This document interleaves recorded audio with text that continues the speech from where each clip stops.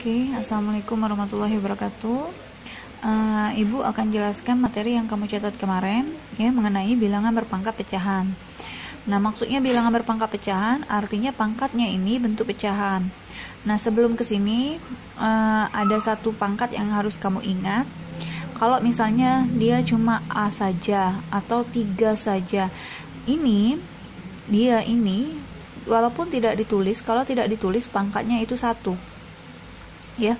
Kalau tidak ditulis pangkatnya 1. Jadi angka yang tidak pernah ditulis itu 1 kalau pangkat ya, kalau di pangkat. Misal ada tulisan 1000.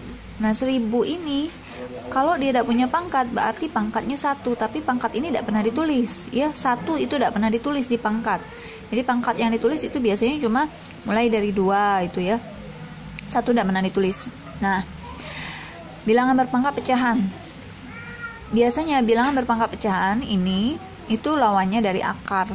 Jadi bentuk akar itu bisa berubah jadi bentuk bilangan berpangkat pecahan. Jadi kalau misalnya ada akar pangkat n dari akar pangkat n dari a ya. Akar pangkat n dari a. Di sini yang harus kamu lakukan, di sini a-nya tidak punya pangkat kan?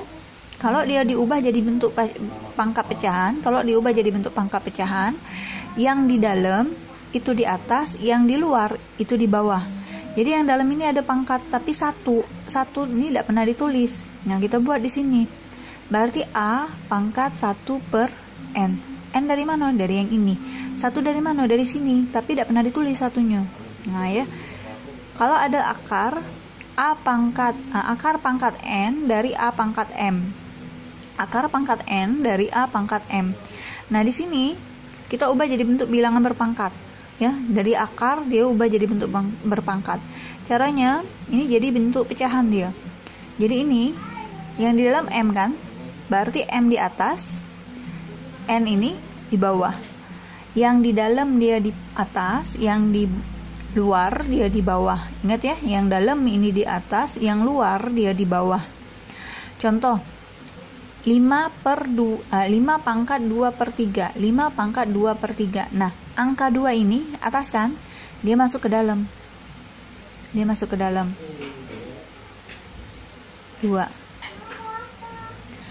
Angka 5-nya sudah ibu tulis, akarnya sudah ibu buat duluan. Nah, yang kita tinggal tambah itu pangkatnya.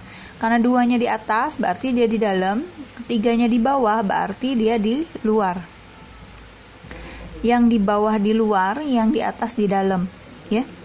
Jadi ini kita ubah lagi, pangkat 3 di luar tetap. 5 pangkat 2, 5 kali 5 berapa? 25. Nah, ini bentuk sederhananya. Kita lanjut ke bawah. Akar pangkat 4 dari 5 pangkat 8. Kita ubah jadi bentuk, kalau dia akar dia jadi bentuk pangkat pecahan, kalau dia pecahan dia ubah jadi akar. Kebalikan ya. Nah, karena ini akar berarti dia minta pecahan. Di sini kita lihat dalamnya berapa? 8 kan? Berarti ini yang di luar, yang di atas itu 8. Kenapa? Karena dia di dalam. Yang di luar dia di bawah. Ini 4. Ini sama dengan 5. 8 bagi 4 bisa berapa? 2 ya. Nah, kita bagi kalau bisa dibagi. Kalau tidak bisa dibagi, tidak usah dibagi. Tetap seperti itu ya. Kalau bisa dibagi, kita bagi. 5 pangkat 2. 5 kali 5, 25. Bukan 5 kali 10. Awas, hati-hati. 5 pangkat 2 itu 5 kali 5. Bukan 5 kali 2. Jangan salah ya. 8 pangkat 1 per 2. Tetap kita buat akarnya dulu. 8. 1 ya. 1 ini harusnya di dalam. Ingat, angka 1 tidak pernah kita tulis ya. Nanti kita buang ini 2. Angka 2 ini taruh di luar. Nah, ini ya. Ini jadinya, dengar, kalau pangkat yang tidak pernah ditulis itu angka 1. Angka 1 yang tidak pernah ditulis. Kalau akar yang tidak pernah ditulis itu 2. Jadi di sini kita buat jadi akar 8. 2-nya hilang. Ngapa? Karena kalau misalnya tidak ditulis di sini pangkat itu 2. Jadi kalau misalnya ada akar A pangkat 3.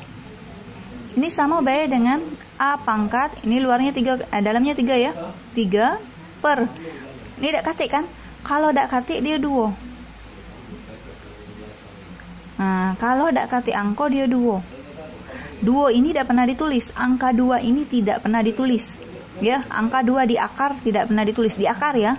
Tapi kalau di pangkat yang tidak pernah ditulis itu 1. 1 itu tidak pernah ditulis. Bedain ya. Kalau pangkat dia 1 tidak pernah ditulis, kalau akar 2 itu tidak pernah ditulis. Jadi inilah kenapa dia dikosongkan. Lanjut ya. Yang A. A-nya tetap 1 di dalam, 2 di luar. Karena ini 1 tidak pernah ditulis, A saja. Ini 2 juga tidak pernah ditulis, berarti tidak usah pakai apa-apa. Oke, sampai sini ada yang mau ditanyakan? Oke, kita lanjut ke bentuk baku. Bentuk baku di sini maksudnya mengubah bentuk bilangan yang tadinya panjang berubah jadi bilangan berpangkat tapi dalam bentuk bakunya. Misal kayak ini ya. Misal kayak ini. 0,000407. Nah, bentuk baku itu siapa lagi nih? Aduh, udah. Ini lagi aku lagi ngerekam, say.